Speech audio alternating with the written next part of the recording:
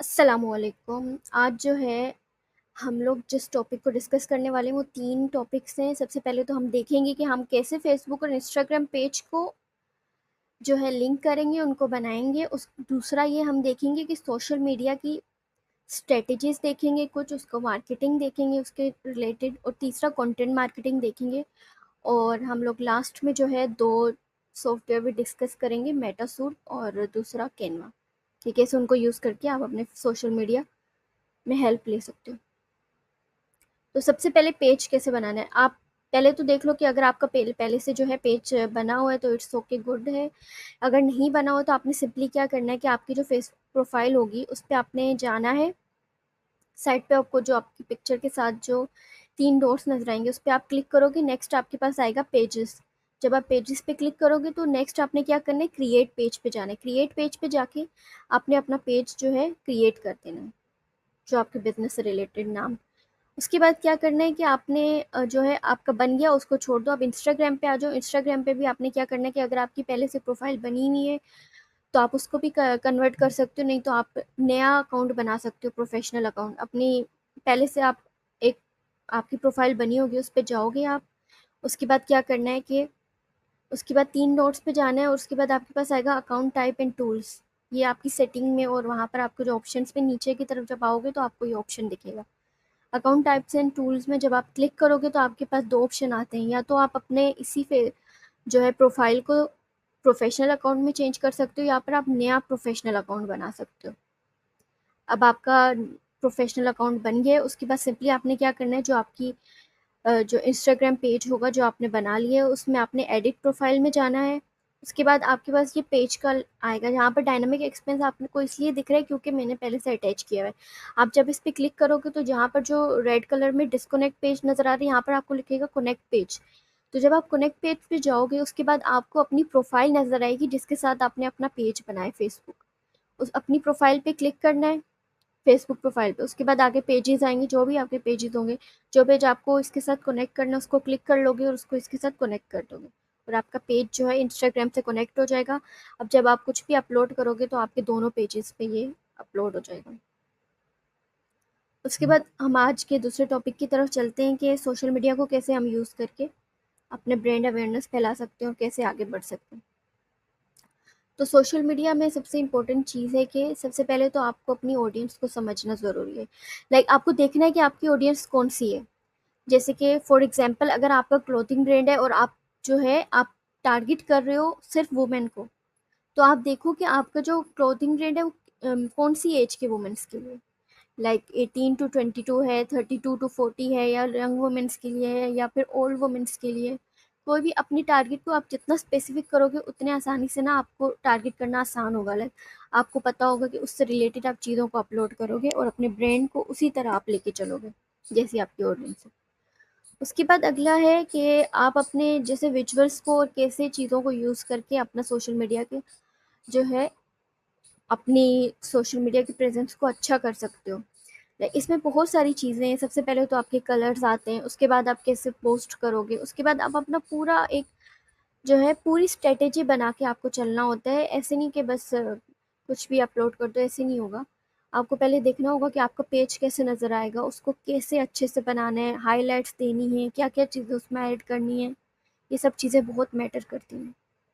उसके बाद अपने अपना जो है कंटेंट प्लान ऐसा बनाना है कि लाइक वो अच्छा होना चाहिए, लाइक उसमें वाकई में लोग इंटरेस्ट लें। आप नॉर्मली रफली बनाओ पहले कि आप किस तरह से चीज़ों को अपलोड करोगे, एक दिन में कितनी पोस्ट जाएंगी, कितने रील्स जाएंगे, कैसे आपने अपने सोशल मीडिया ग्रोइंग बढ़ानी है।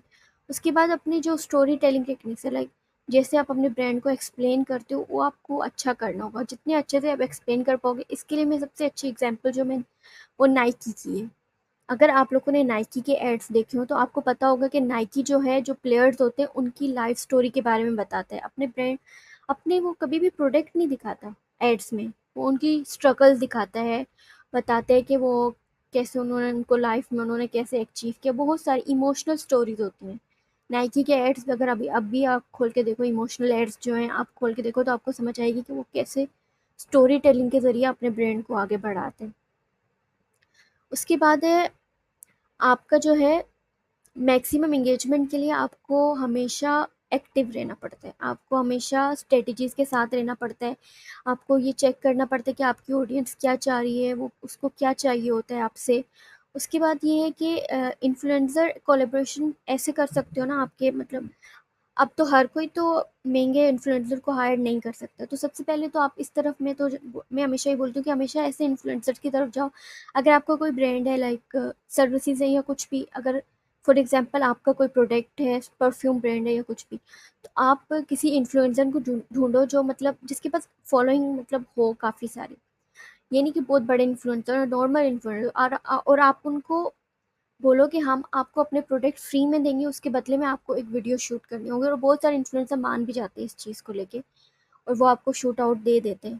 तो इससे क्या होता है कि लोकल ऑडियंस मतलब ऐसी ऑडियंस तक भी आपका ब्रांड फैल जाता, आहिस्ता आहिस्ता आपकी ग्रोइंग बढ़ने लगती है, और क्योंकि इन्फ्लुएंसर के पास तो बहुत सारे फॉलोवर्स होते हैं, तो आपको काफ़ी फ़ायदा होगा। और पहले छोटे इन्फ्लुएंसर्स को से लेके चलो ताकि आसानी भी हो, और आपके ब्रांड के बारे में कुछ लोगों को पता चल जाए। और अगर आपका कोई सर्विस से रिलेटेड है ब्रांड, और आप जैसे डिजिटल मार्केटिंग की सर्विस देते हो, तो आप बदले में उनको सर्विस दे सकते हो कोई, लाइक आप उनको बोल सकते हो कि हम बदले में आपके सोशल मीडिया देखेंगे या कुछ भी ऐसा सर्विस, उसके बदले में उनको वो आपके बारे में शूट आउट वीडियो बना दें, या आपके कंपनी के बारे में थोड़ा सा एक्सप्लेन कर दें, अपने फॉलोअर्स को बता दें। उसके बाद है जो ट्रेंड्स और चैलेंजिंग, ये बहुत इम्पोर्टेंट है, क्योंकि ट्रेंड्स और चैलेंजिंग जो भी चैलेंजेस हैं उसके साथ चलना बहुत ज़रूरी है।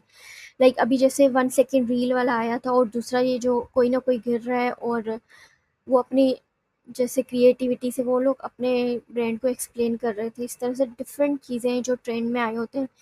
आप ऐसे अच्छे से जो इंस्टाग्राम पेजेस है जो ऐसे ट्रेंड्स के बारे में बताते हैं, ऑडियोज़ के बारे में बताते हैं, उसको भी फॉलो करना ज़रूरी है। जैसे क्रिएटर्स हो गया, और इंस्टाग्राम का ऑफिशियल पेज हो, वो लोग बताते हैं कि कौन सी रील्स जो हैं आपकी फ़ेमस, आजकल कौन सा ऑडियो चल रही है, ये सब चीज़ों के साथ आपको चलना पड़ता है।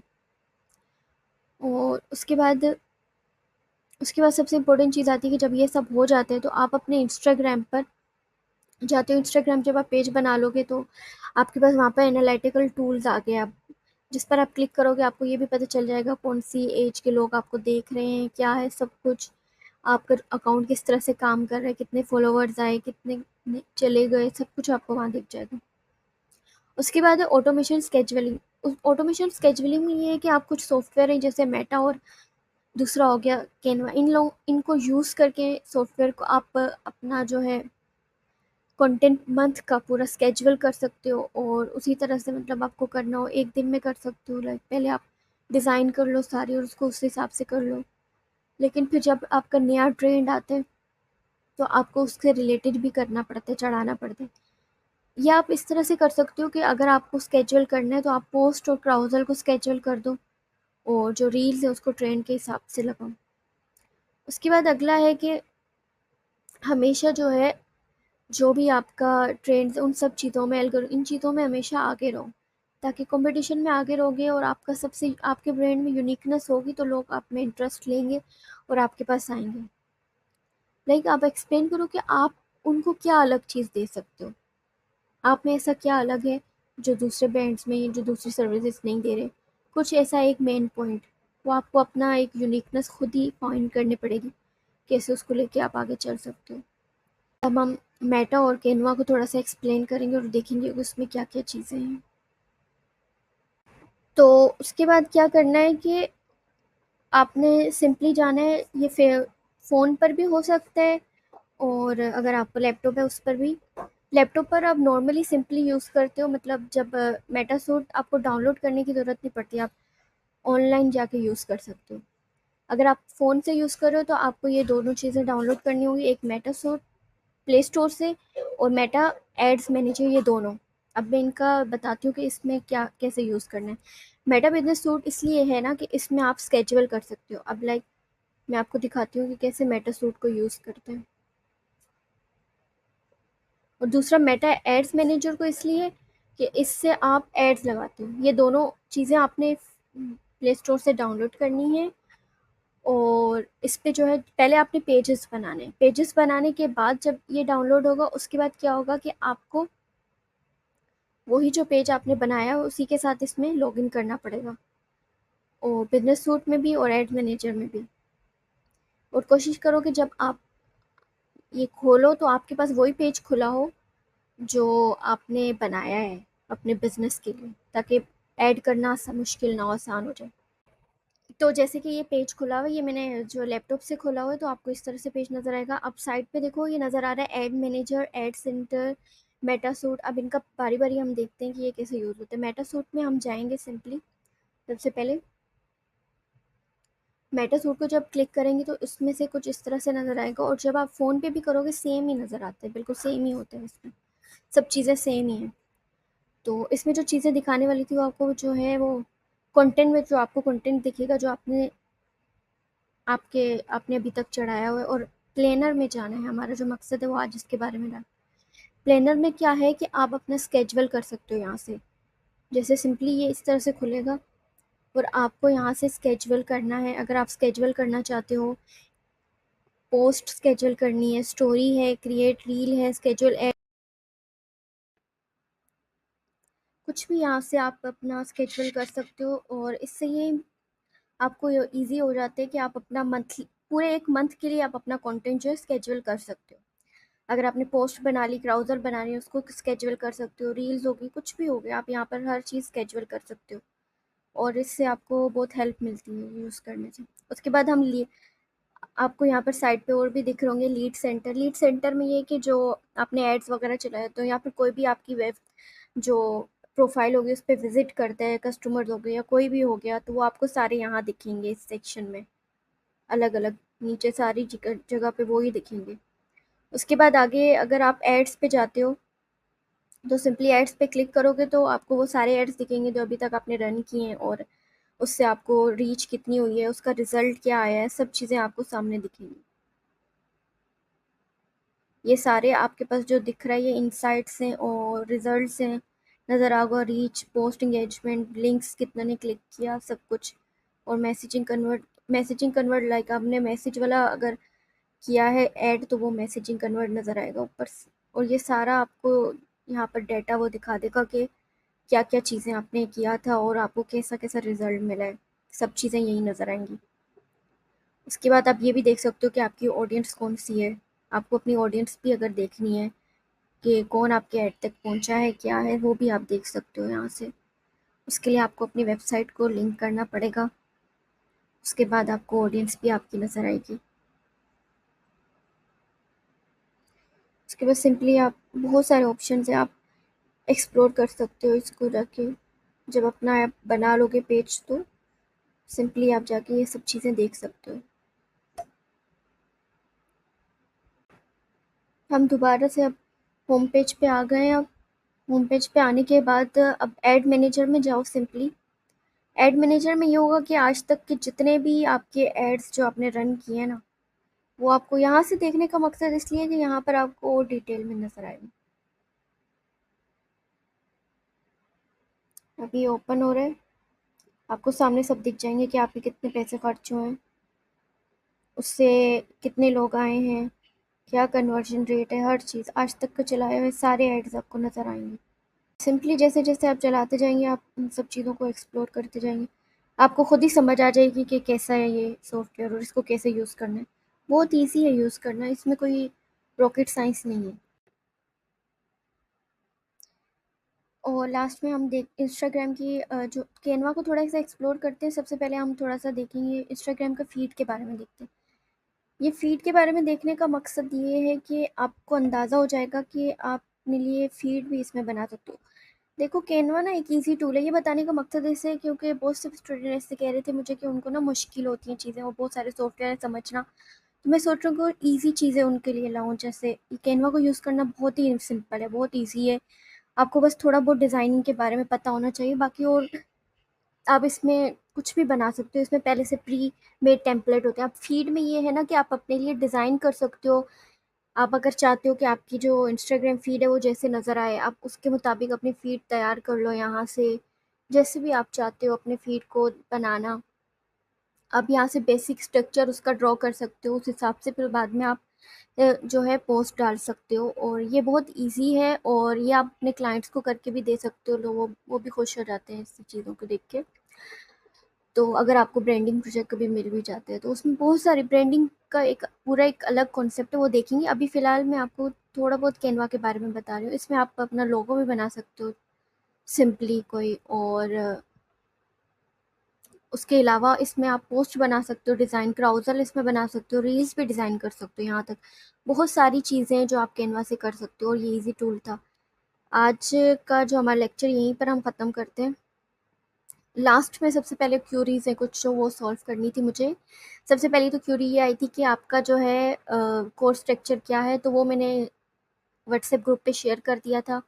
उसके बाद दूसरा ये कि सबने पूछा था कि कुछ स्टूडेंट का कहना था कि उनको जो है चीज़ों का मुश्किल हो रहा है, और मैं उनके लिए यही बोलूँगी कि चीज़ें मुश्किल होती हैं। देखो कोई भी चीज़ आसान तो है नहीं, लेकिन ये है कि ये थोड़ा टेक्निकल एजुकेशन है, मतलब ये नॉर्मल एजुकेशन की तरह तो नहीं है कि एक कॉन्सेप्चुअल बेस पे आप चलो और वो हो जाए सॉल्व, ऐसा नहीं होता। इसमें जो है समझने की ज़रूरत है, और दूसरा आपके इंटरेस्ट की भी बात है। लाइक अगर आप देखो, डिजिटल मार्केटिंग ऐसी फील्ड है, जैसे अगर आप ना, बेशक आप अपनी जो है एजेंसी ना भी बनाएं, लेकिन आपको अपने बिजनेस को चलाने के लिए भी ये चाहिए होता है। और आपको पता है कि लोग डिजिटल मार्केटर्स को हायर करते हैं अपने बिजनेस चलाने के लिए, और आपको अगर कुछ खुद अंदाज़ा होगा इन चीज़ों का, आपको पता होगा कि ये कैसे करना है, तो आप अपना बिजनेस भी चला सकते हो कोई भी। और ज़रूरी नहीं है कि आप ये करने के बाद फ़ौरन, और ये भी क्यूरीज थी कि ना आप हमें जॉब्स देंगे या कुछ। मैं सिर्फ यहाँ पर समझा रही हूँ क्योंकि मेरी टीम में ऑलरेडी लोग हैं जो काम कर रहे हैं, तो मैं हायर नहीं कर रही। ये सिर्फ एक जो हमने प्रोजेक्ट स्टार्ट किया, जैसे ही हम कुछ टाइम बाद, जैसे मंथ्स में किया करेंगे ऐसे स्टूडेंट्स के लिए। तो ये सिंपली एक सिखाने का मकसद है, उसके अलावा इसमें जॉब्स का नहीं है। और जो है जॉब्स का जहाँ तक बात करो, तो जॉब्स बहुत सारी होती हैं डिजिटल मार्केटर्स के लिए। इंटर्नशिप्स आई होती हैं, या फिर ऑनलाइन होता है बहुत सारा, लेकिन उसके लिए आपको अपनी ऑनलाइन प्रेजेंस अच्छे से बनानी होगी, क्योंकि आज जो आजकल का दौर है ना, इसमें आपकी ऑनलाइन प्रेजेंस होना बहुत ज़रूरी है, तभी लोग वैल्यू भी देते हैं। आपका एक अच्छा सा पेज होना चाहिए, आपकी सर्विसेज के बारे में उसमें आप अपना अपलोड कर सकते हो, आप चीज़ें लोगों से शेयर कर सकते हो, अपनी फॉलोइंग बना सकते हो, वैसे भी क्लाइंट्स आ जाते हैं बहुत। उसके बाद आपका पोर्टफोलियो अच्छा बना होना चाहिए, वो भी हम देखेंगे। वेबसाइट वगैरह भी कैसे आप बना सकते हो अपने लिए, जो जिसको आप जहाँ पे भी जॉब अप्लाई करोगे तो आप वो यूज़ करके जॉब अप्लाई कर सकते हो। बहुत सारी चीज़ें आपको अपने पे काम करना पड़ेगा, खुद आपको ऐसा बनना होगा कि सामने वाला आपको ही सेलेक्ट करे, और इसके लिए मेहनत तो है। और ये फ़ील्ड जो है, इसमें आपका टाइम चाहिए माँगती है ये फ़ील्ड, और दूसरा कि मेहनत। और कोई भी चीज़ है मेहनत के बगैर तो है नहीं, और चीज़ों को मुश्किल लेके नहीं चलो। देखो, अगर कोई भी कॉन्सेप्ट आपको मुश्किल लग रहा है कुछ भी, पहले उसके बारे में देखो कि वो है क्या, पहले उसको बेसिक उसकी समझने की कोशिश करो। और ऐसे क्या चीज़ है जो आपको मुश्किल लगे, पहले जो है क्वेश्चन अपना बनाओ। लाइक हमेशा मैं कहती हूँ कि कॉपी पेंसिल लेके बैठा करो और इम्पोर्टेंट पॉइंट्स नोट किया करो, और देखा करो कि कौन सी चीज़ उसमें मुश्किल अपने लिए बनाओ। जो भी आप अपना जैसा माइंडसेट बनाओगे ना, उसी तरह लेके चलोगे। अब आप हर कोई इस तरह से आपकी तरह, जैसे आप लोग अभी मेहनत करो सीख रहे हो, लोगों को इंटरेस्ट भी नहीं होता। कुछ बच्चों को मुझे दिख रहा है कि बच्चों को इंटरेस्ट नहीं है, कुछ सीख रहे हैं कुछ नहीं कर रहे, तो मुझे समझ आ जाती है ये चीज़। तो ये आप पे डिपेंड है। तो देखो, आप चीज़ों को कैसे लेके चलते हो, कैसे मैनेज करते हो, ये तो आपको देखना है। डिसिप्लिन बहुत ज़रूरी है। डिसिप्लिन में बहुत सी चीज़ें आती हैं, जैसे कि खुद पे टाइम देना होता है, और जो ये स्किल्स होती है ना, जो इंसान खुद के लिए बनाता है, जो स्किल्स आपको आगे यूज़ आती हैं। और देखो, अब मार्केट में भी जाओगे और कहीं भी आप जॉब, आप सबसे अलग नज़र आओगे अगर आपके पास उससे हट के स्किल्स हैं। इस तरह से बहुत सारे, अगर ऑनलाइन प्लेटफॉर्म से भी आप अपनी स्किल्स को बढ़ा सकते हो। कोर्सिया के बारे में सुना होगा, वहाँ पर काफ़ी ऐसे जो हैं सर्टिफिकेट्स है, या काफ़ी ऐसे कोर्स हैं जो फ्री हैं, जो करके आप अपनी जो है डिसिप्लिन बना सकते हो, या फिर अपनी स्किल्स को बढ़ा सकते हो। ऐसी बहुत सी चीज़ें हैं, और चीज़ों को जितना मुश्किल बनाओगे उतनी मुश्किल होंगी। पहले हर चीज़ को शुरू में देखो कि वो है क्या, और क्या चीज़ आपको मुश्किल लग रही है, और उसके एंड तक जाओ और उसको सॉल्व करने की कोशिश करो, क्योंकि ये कोई नहीं कर पाएगा, आपको खुद ही करना होगा ये सारी। उसके अलावा कोई और क्यूरीज है तो आप मुझसे पूछ सकते हो। आज का लेक्चर यहीं तक हम ख़त्म करते हैं। और हमेशा याद रखो कि कोई भी चीज़ मुश्किल उस वक्त तक होती है जब तक आप उसको बनाते हो मुश्किल। और अगर आप चाहते हो कि ना वो चीज़ आसान हो जाए, तो आपको उस पर काम करना पड़ता है। कोई भी चीज़ आपको प्लेट में तो नहीं मिलेगी, आपको खुद ही करना पड़ेगा सब कुछ। तो you have to do this. तो मेरी उम्मीद है आप लोग कर लोगे, इसमें कोई बड़ा रॉकेट साइंस नहीं है। छोटी-छोटी चीज़ें उसको लेके चलोगे, कॉन्सेप्ट क्लियर करोगे तो आपको खुद ही आ जाएगा। तो I wish you all the best, और कोई अगर क्वेश्चंस हो, क्यूरीज़ हो, कुछ भी हो तो मुझे ज़रूर बताना। और जब भी आप कुछ सीखो नया और कुछ भी किया करो तो अपने माइंड को फ्रेश रखो ताकि आप उस चीज़ को ले सको, अपने जो है उस चीज़ को सीख सको सच में, क्योंकि आपका माइंड फ्रेश नहीं होगा तो आप सीख नहीं पाओगे। तो अपने ऊपर काम करो और स्किल्स बनाओ, और कोई क्वेश्चन हो तो मुझसे पूछ सकते हो। अल्लाह हाफ़िज़।